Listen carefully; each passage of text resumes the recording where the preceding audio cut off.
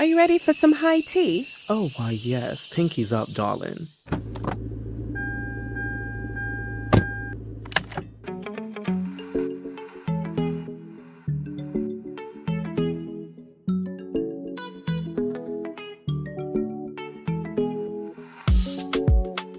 Oh, this is a vibe. I like this.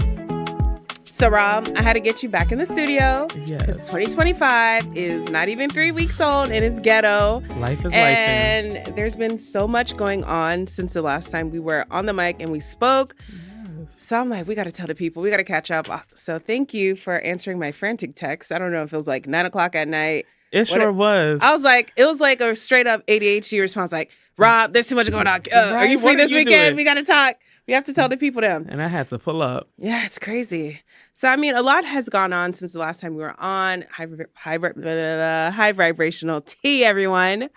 So, I wanted to start off by just kind of picking up where we left off. We briefly discussed the election and things like that. So, what was your idea or thoughts about the 2024 election? I mean, did I expect it? Yes. Am I consistently disappointed? Of course. Yeah. But we know America's always going to disappoint us. Facts. Because we showed up. We did. Doesn't mean everybody showed up. That part. Because everyone likes to say there was low poll numbers, but Black women came out to vote, as always. That they did. 92% at that for Kamala. So, and to touch on that, Black men did come out and vote for Kamala as well. And I didn't like how social media and Black women, we started saying all this rhetoric about Black men, don't wait for us. We were not showing up, da-da-da-da. But I'm like, y'all. Black men did. They did. So I'm like, why are we upset? Black people as a whole.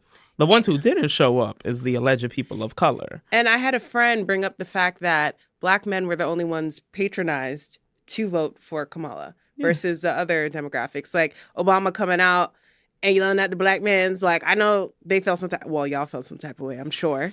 That was kind of heavy. What was your thought on that? So, like, for me, I always say we all show up and show out for these elections. Mm-hmm. The people that don't are the alleged people of color, as I said. So the Asians, the Latinos, those communities aren't coming out in droves to support Black people.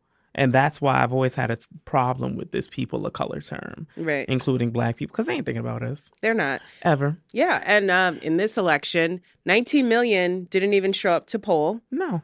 And a lot of these swing states flipped that never or haven't been read in a long ass time. And it's like, that really shows and it's really telling. And respectfully, Kamala, I always say it wrong. Kamala.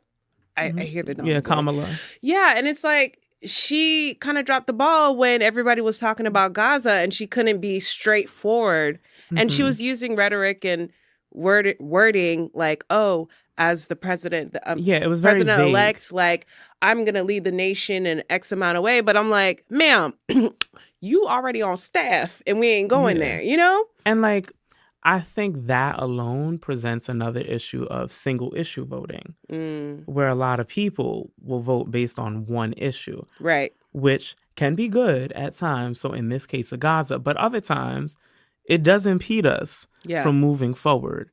And my big thing is she should have just took a stance. Yeah. Because she knew her voting block. Right. And if we are worried about a certain demographic voting against you, historically, they voted Republican. Right. In that gap of Jewish communities. Mm-hmm. And also, I thought the PR run was different between the two parties. Like, Trump was on every single podcast. But you also have to think about with Kamala, there's one big thing. She was put in the race later.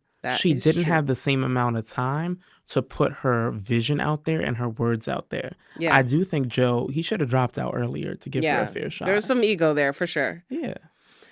Yeah, that was just a hot mess with the whole election. And honestly, I can truly say I felt kind of relieved that he won because I felt like I would have had more anxiety with her winning out of fear of what MAGA would have done. Out of outrage, you know what I'm saying? I'm like, it was like the lesser of two evils, but I'm like, okay, it's so weird to say out loud. Like, I feel safer because I felt like if we did get a first Black woman president, I feel like Black women would have been a target for hate crimes.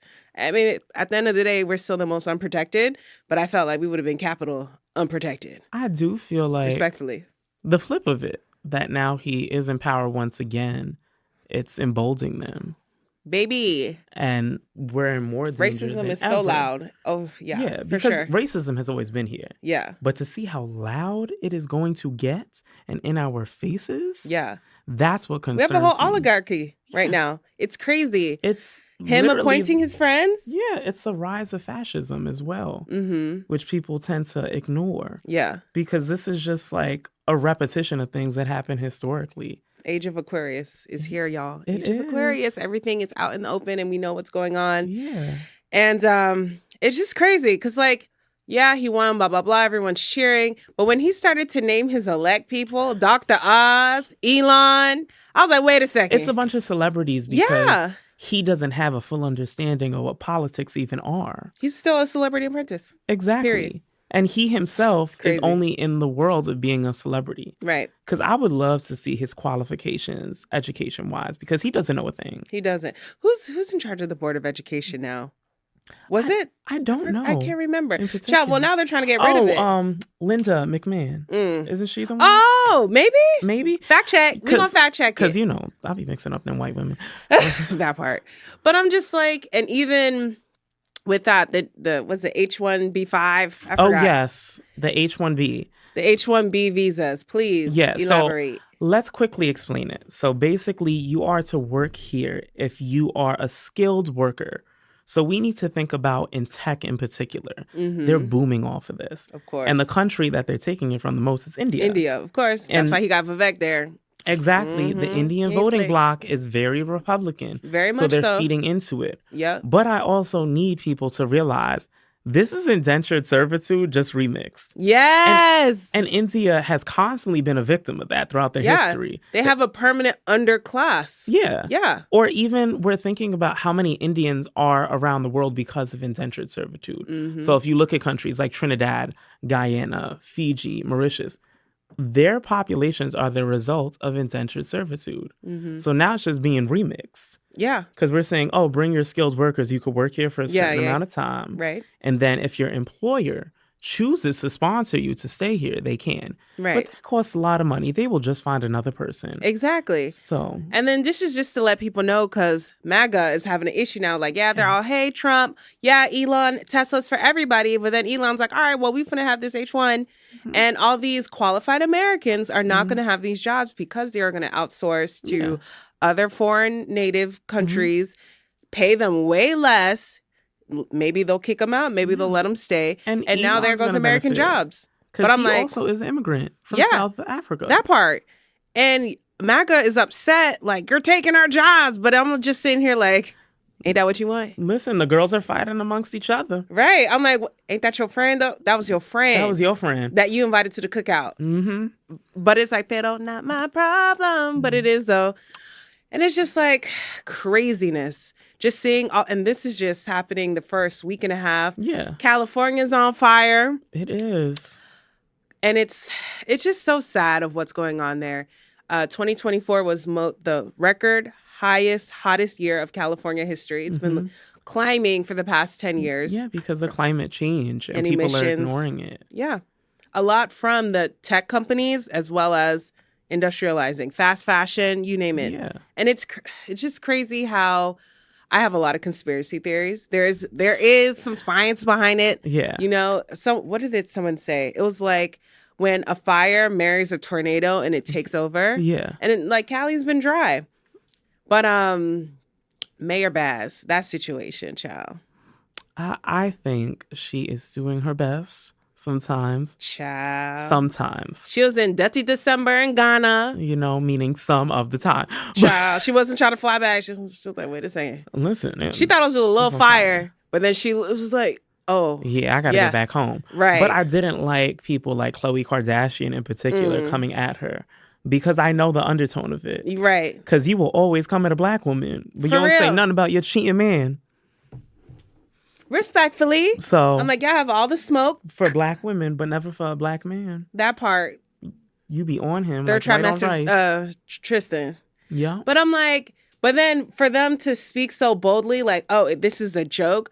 Bitch, y'all spent 9 years worth of water in a month during a drought. That and lower my your thing tone. is in California, the indigenous populations there were able to control things because they had controlled fires. Yeah. They understood these practices. Yep.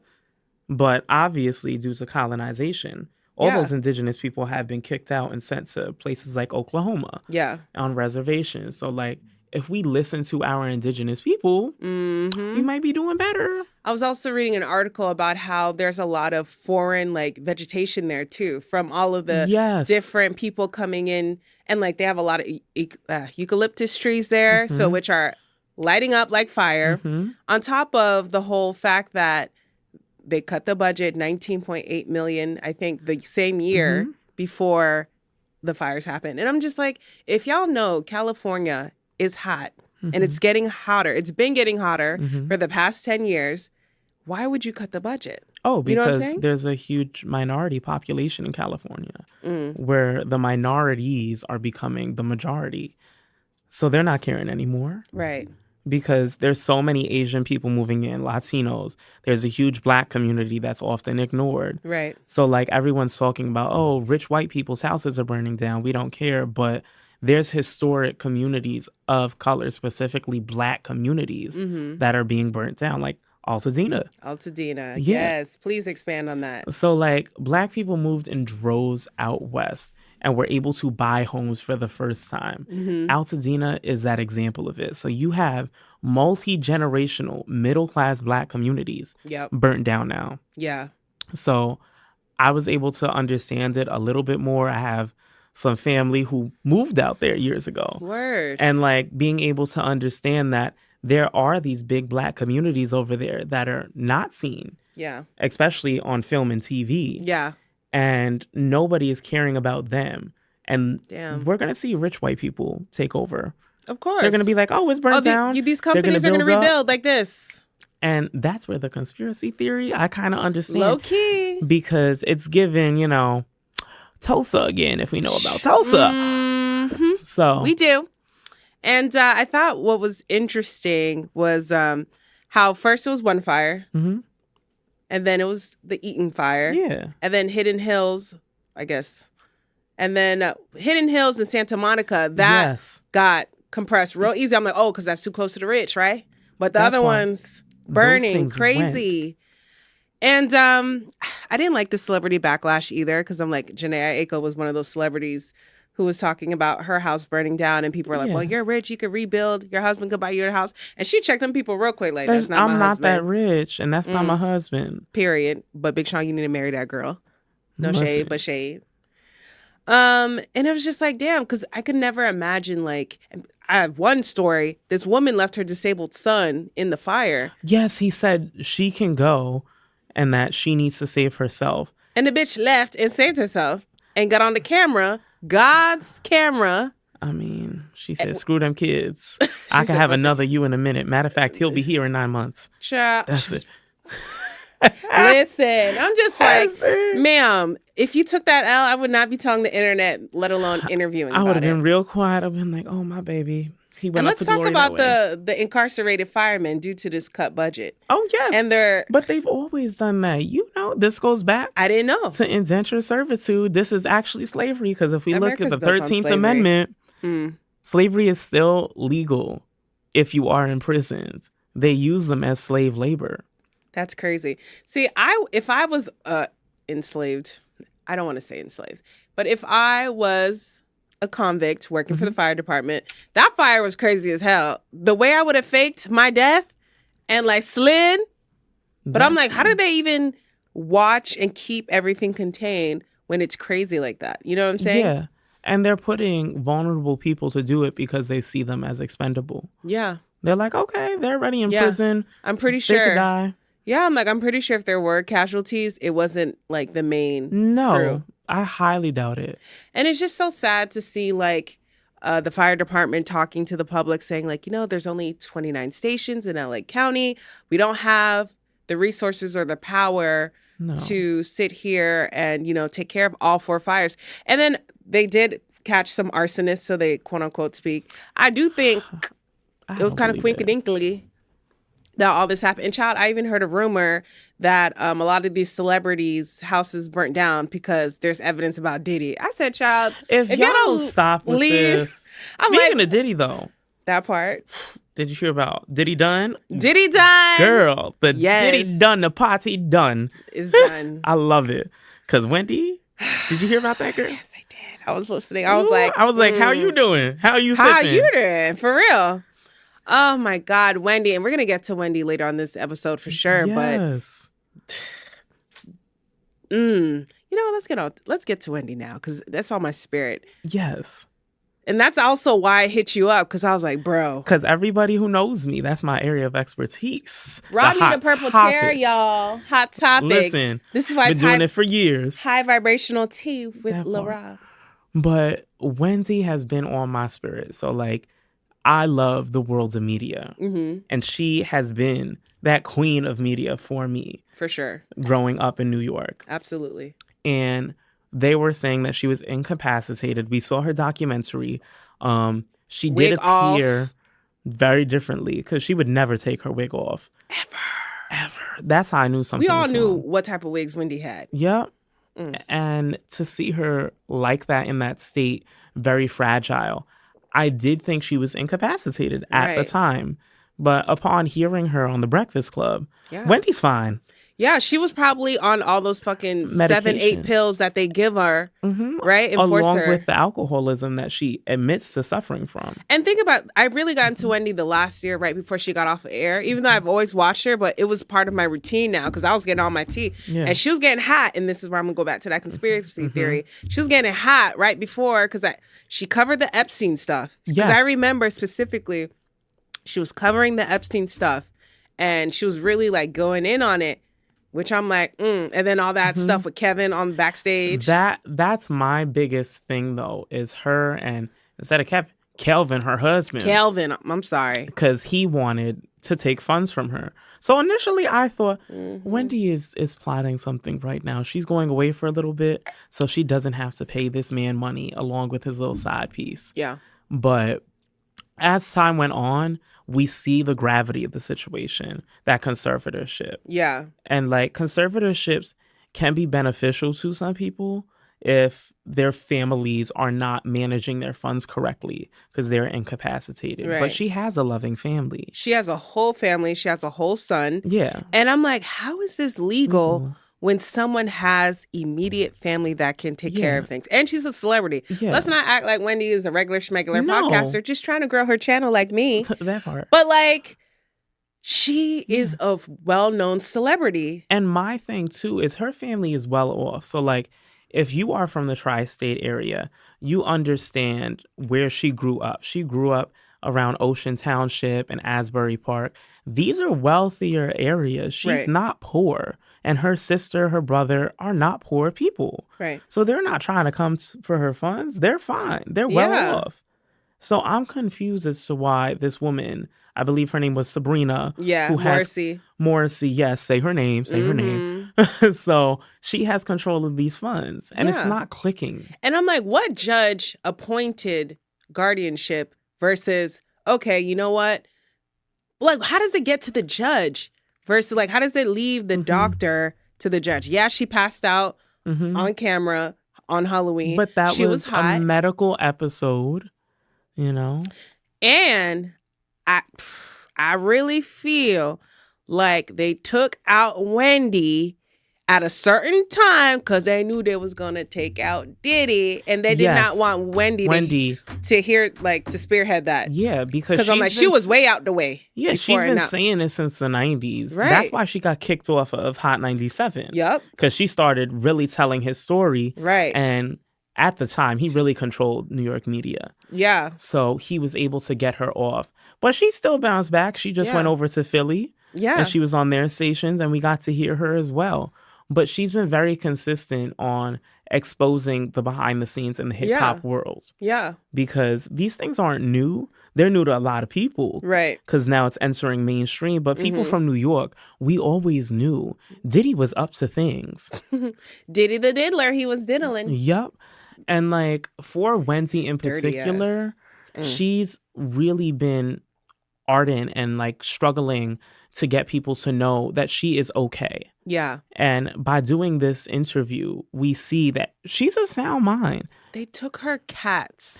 The cats, that devastation. My heart. I was about to die because she loved them cats. Yeah, well, chit-chat in my way? Yes. So cute. And I'm just like, as a new cat mom, I'm like, damn, like that's her comfort, support.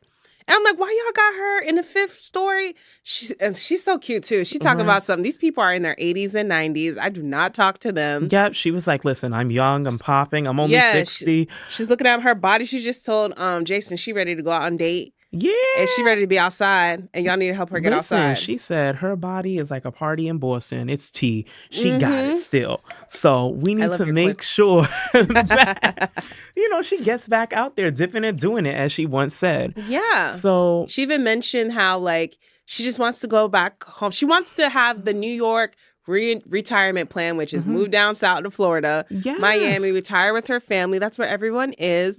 And I was getting a hint that she wanted to like do not the show again, but she just want to talk to people again. She wants to do radio. Yeah. And I think that would be best for her because physically she's going through a lot with lymphedema and Graves' disease. And anyone with an autoimmune disorder knows that can really take you out. But doing the podcast or radio could be beneficial. She could do it from home. That part. First, could you imagine a Wendy podcast, unfiltered, no execs to tell her what to do and say? Listen, the tea would be spilled. Okay. Shit, they might try to take one. Yeah. Like, listen, because she know too much. I would be tuned in every single day. Right? I'm like, put me on the PR team, Wendy. I'm outside. It just makes me sad of what's going on with that. And I really do hope free Wendy. She has a GoFundMe. Yes. Which, by the way, did you see the GoFundMe? I did not. It has a 50K, goal, right? Last time I looked at it, it was like 17.8K. And when I looked at who was donating, because, I'd be a little nosy, like, all right.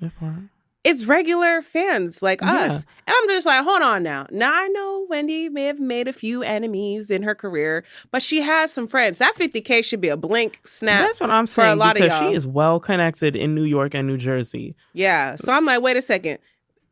I was kind of like, okay, this GoFundMe a little bit too low. It don't make no sense. But it should have been like taken care of in a day, in my opinion. Yeah. Like all these celebrities, Charlamagne, Jason, y'all could have dropped 20 stacks just like that. That's what I'm saying. A little something for Wendy, bless her. And I feel her when she says she's afraid of what the repercussions are going to be for speaking out. And just like Black women, sometimes when we step out there, there's no one championing for us. No. You know what I'm saying? And that's why, like, I see a disparity between the Free Britney movement and the Free Wendy movement. Yes, because that's the first time the public ever heard of something like that. A white woman's tears, they will swoop in. But I don't think that the public is going to rally around Wendy. Do you think it's because of her race or her line of work? I think both. Because being a Black woman and speaking your mind has always been an issue in the media, in the world. And she's done it unapologetically. That part. So people are going to be vexed about that. A little bit. And I feel like they're not going to rally behind her in the same way they did with Britney. Yeah. Because they see white womanhood is so fragile. Yeah. And like, I'm not a big fan of the speech anti-woman because it wasn't actually said by Sojourner Truth. But the idea behind it is like, aren't I a woman too? If these white women get all these things, they get to be soft and pink and taken care of. Yeah. As a Black woman, why can't you receive the same treatment? And I think Wendy says it all the time. She's treated very differently from the rest of the world. Yeah. Even Sherry Shepherd took her time slot. Sherry ain't Wendy. Sherry, you came out of left field. Can we talk about that? So low key. Sherry, beautiful, nice, kind woman. Sweet. I've seen her in Harlem a bunch of times. Love her. But she's not interesting enough. Boring. I cannot do the nice thing all day. I need a joke. I need a quip. I need a little tea. It's very much giving water. It's good for your health. And then Jennifer, The only thing popping about Jennifer podcast is that hallway dance. Oh, that little sound tunnel thing. Hey, it's Mufasa.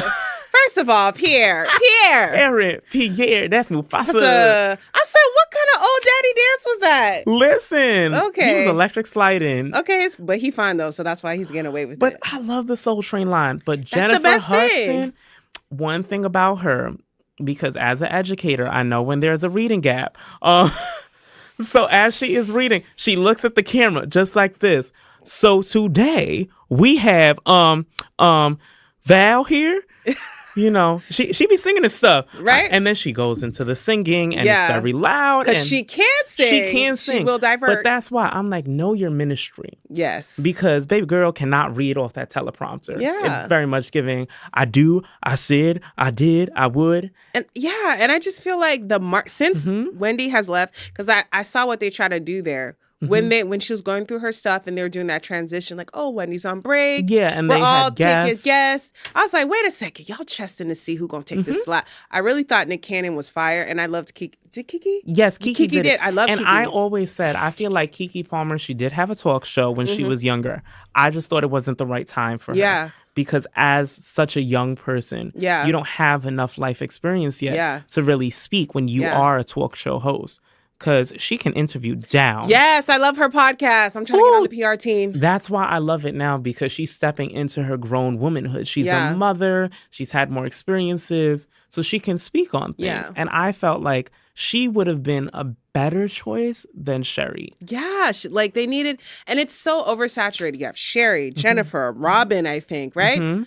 I don't even watch, or is Robin the one with the sleek black pixie? I think so, yeah. Yeah, like I don't even know. Kelly, Drew crying every time. Oh my God. Drew gets me because the touching people and being in their personal space is very much like, you see me, I see you. I'm like, bitch, I need space. And then it's always like talking out the side of her mouth. She's like, well, you know, I just really understand what you're going through. Yeah. And I'm like, baby girl, no, you don't. You was on ET. You good. But you know, it's like, but I do feel like she's seen that Hollywood trauma, that dark web. Yeah.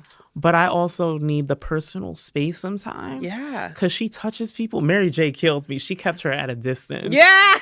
Because she was just like, I just want to hold your hand. She's like, no, not too much. No, not too much. Right. Because Mary J's from New York, ain't she? Yes, she is. Yonkers. Okay, not too much. So I thought that was because I'm like, you know what? Because also Ellen left the airways around the same time, or if not after or before Wendy. Before. So, but I also felt like she had her own thing. It was like, you know, feel good stuff. We couldn't do anything or talk about real things. And the world had changed.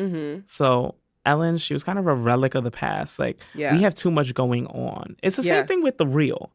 The Real became a relic very quickly because they couldn't talk about real things. They couldn't keep it real. Like, how you named a real, you can't even keep it real. Because I felt like they couldn't talk about real political issues that were happening. Right. And you can't ignore it. Because at the beginning when they started, we could do those fun things under the Obama administration. Right. Then stuff got serious. Yeah. And they still wanted to talk about, so tell me, what was your dating life like? Like, girl, we have a tyrant as our president. Yes. It's like, how we go from smooth ass Obama to this? I know. Just, that's another episode. But before we step off Ellen, did you hear the tea about Twitch's wife and her book about him? Oh, she was waiting. The body barely cold, and she's telling all of his business. She waited 2 years exact. But 2 months to change her name legally, NDA at the funeral. Yeah. And I'm like, I don't want to bring race into it because I feel think like we should. You think we should? Yeah. All right, let's do it. This white woman. No, but I'm like, well, one of his friends mentioned how, quote unquote, you white women fetishize us black men, blah, blah, blah. But no, I'm going to take race out of it. I'm just looking at her directly. I didn't like the fact that she's capitalizing off his death immediately. Your children are still in the grieving process. You know what I'm saying? And you're barring your children from having a relationship with his family. And that's my thing about especially biracial families is the mother is usually the carrier of culture in your family. So these kids are not going to have a true connection to their blackness because they can't even see their black family. Right. And I think that's really purposeful on her part. Yeah. She liked a black man sexually. Yeah. But it was popular at the time. The 2010s, the Kardashians were reigning. If you didn't have a black man, and you weren't shit. Wanted some little exotic kids. And that happens a lot of the time. And she didn't comb that baby hair, but all right. That's what I'm saying. Because that baby needed something. Some blue magic, some pink lotion, you know. The mixed kids. Just a little Demlin brush. Something. Little ponytails, pigtails. But that's why you need to see the black family. Because your cousin and them going to help you. And I didn't like the fact that she... Okay, granted, yeah, they're going... She has to go through his stuff. That's normal.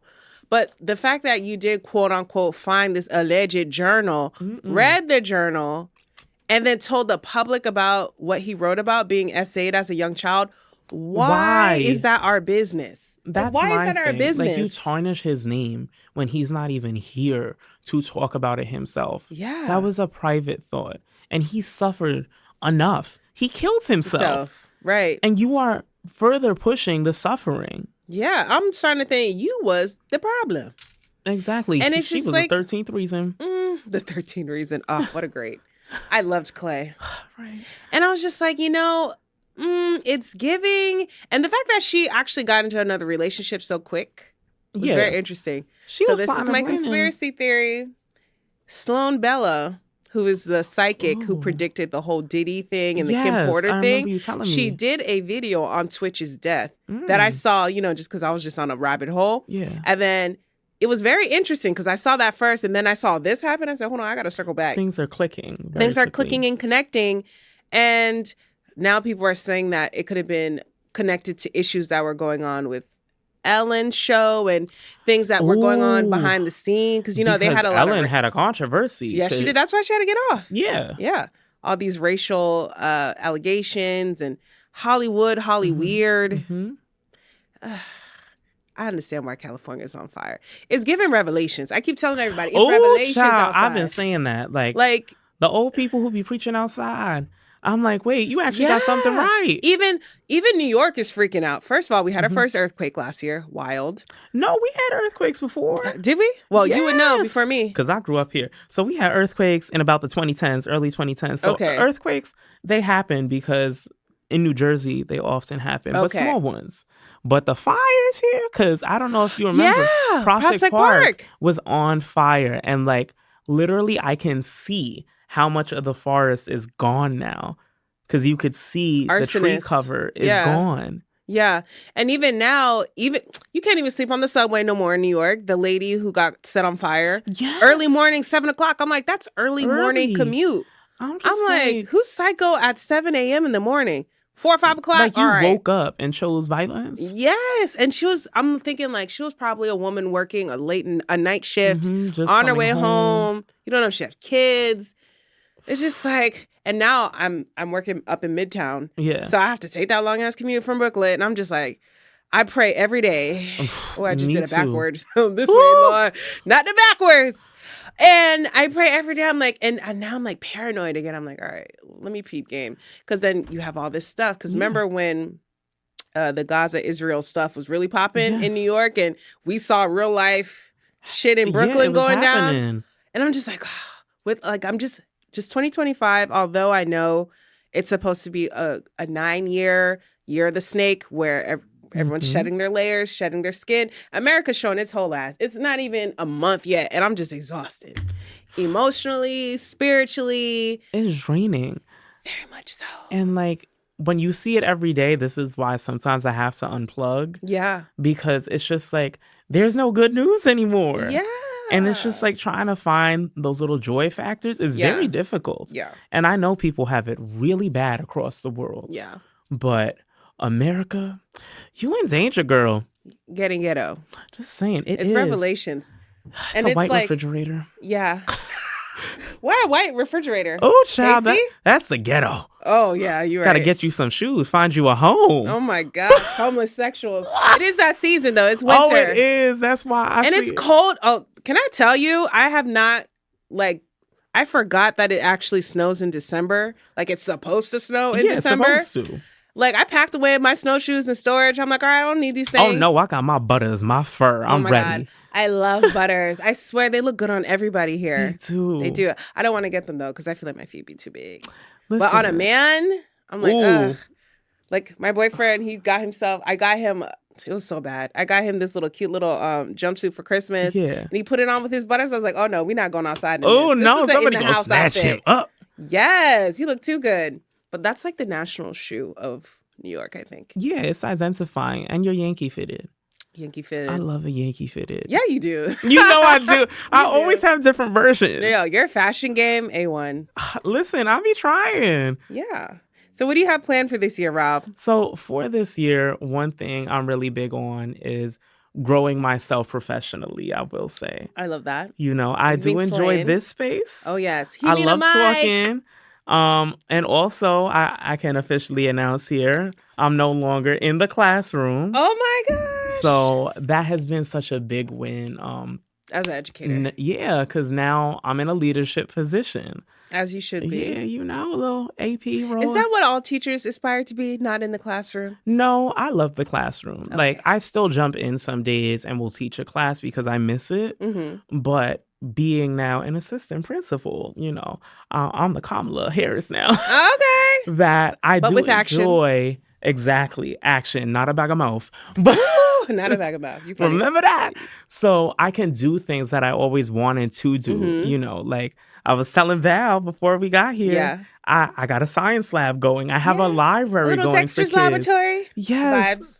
You know, I have art classes that I'm launching. So like things that I always wanted as a kid, I'm able to do. Yeah. And I want to tap into my creative stuff too, because I do love being on the mic. I love talking. Yes, you do. And you're so good at it. I think so. Je ne sais quoi.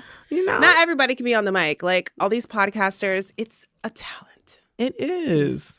You know, and I just like to run my mouth. That's really what it is. Facts. Because I remember when I started college, I went for this first, as I told you. And I transferred into a teaching program. And the first thing they asked, why would you make the switch? And my honest answer was, both jobs, I just get to talk all day. Yeah. And even as a teacher, I loved my purple chair. Yeah. I ordered one specifically so I can talk and do the hot topics. Because I feel like that's what I need to do in life is use my voice. And with that dash of history, because I love the knowledge and the just like the real life essence you bring to these topics and making it relatable for people to like digest it, you know what I'm saying? Because I want people to always learn. We're always students. Yeah. But my thing is make it fun. Yeah. I like to talk about TikTok lighthearted University. Things. Exactly. Well, speaking about TikTok. Oh, it's about to be done just like Diddy. Done like Diddy. I don't know. I feel like, do you think when you heard that rumor about I think it's floating it to Elon to buy TikTok? I don't think he's going to buy it because he already got X. We have to think about why don't they want it? Because it was used as a political tool to spread messages. And now we're going to be under a new regime. Yeah. And know how I say regime because that's how he's acting. Yeah. And having people speak freely is something he's terrified of, I think. And we have so much power because we're not minorities. We're the majority. That part. Now, before we wrap up, I just want to get your insight on what do you think 2025 is going to be like for the remainder of the year? Like, what are some things that you're concerned about, happy about, optimistic about? I am very concerned about the state of education. Yikes. If we don't have a proper Department of Education. Yeah. I'm just very concerned about us as people in the United States, especially Black and brown people, having basic rights still that can be snatched away. And women, specifically women's rights, are being snatched at every moment. Left and right. So I need people to think on their local level. I know I say this ad nauseum, but vote in your local elections, please. Yeah. Because I'm very worried. But I'm also happy about how young people are getting so involved. Yeah. Because I have a lot of hope for the future, especially seeing teenagers in particular as they transition into voting age, that we are in good hands with those kids, you know? Aww. Well, that's good. I would trust your opinion, seeing that you actually are in depth with these kids. Yeah, you know, I just see the TikTok dancing ones. It's not the kids that Whitney sang about, just saying, but there's hope with them. They have a different perspective. they've had to grow up through different circumstances that I couldn't imagine as a kid. Global pandemics, seeing all this strife and war and protest and political unrest. Yeah. I didn't see that as a kid. Yeah. You know? We were in such a Pleasantville of millennialness. Yeah, like the 90s playing outside. and 2000s, we had tragic events, but it wasn't all the time. It was a one-off thing. Social media really just highlights things like that. Yeah, because we see it every day now. And these kids are so smart. Yeah. And I feel like people are always talking about, oh, the kids, you know, they're not learning enough. But they're not focusing on these kids who have critical thinking. Yeah. Like, the children very much are our future. And they are going to take care of us, God willing. Hopefully, if they don't quit on us first. Hope not. Well, thank you.